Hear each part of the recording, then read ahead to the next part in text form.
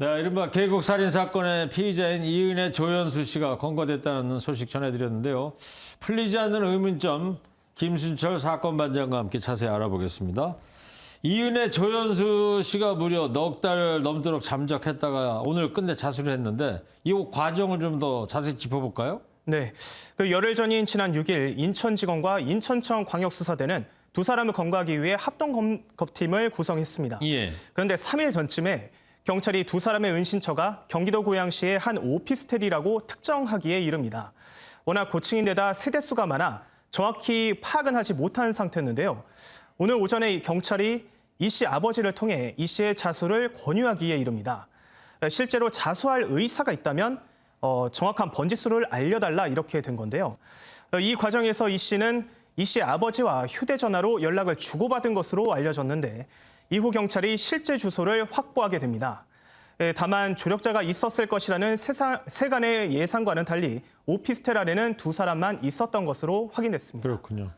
자, 이들의 은신처가 이제 의외라는 반응들이 있습니다. 도주 경로와 같은 부분은 확인된 게 좀 있습니까? 네, 앞서 전해드린 대로 이은혜, 조연수 두 사람은 인천지검에서 현재 조사를 받고 있습니다. 이 때문에 정확한 도주 경로를 좀 파악하기는 현재로서는 어려운데요. 예. 일단은 추정의 영역이지만 세간의 예상과 달리 이들의 동선이 그리 넓지 않았을 가능성이 나옵니다.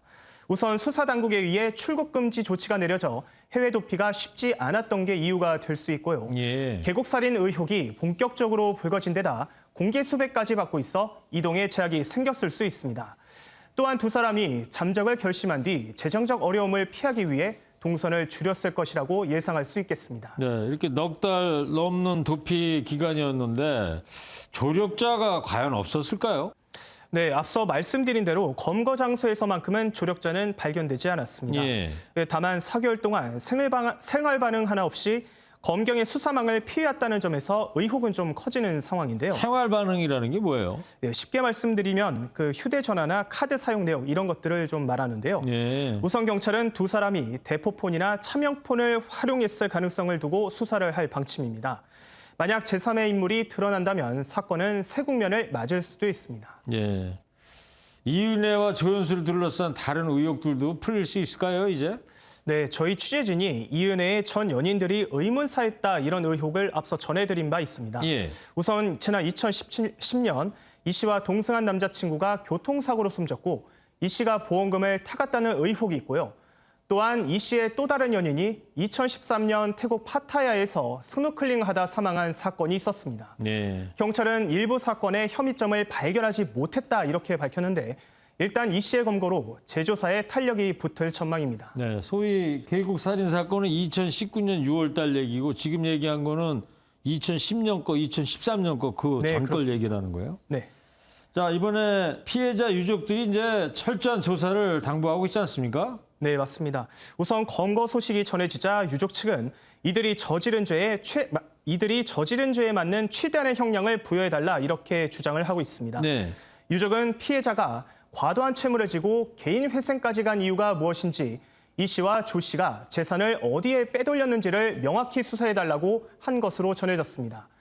유족들은 또 초기 수사가 단순 변사로 내사 종결된 데 대해서도 깊은 아쉬움을 드러낸 것으로 알려졌습니다. 네, 근데 이 사건을 단순 변사로 처리했던 검사가 입장을 내놨어요. 네, 앞서 말씀드린 대로 검찰은 이번 사건을 단순 변사 이렇게 결론 내린 바 있습니다.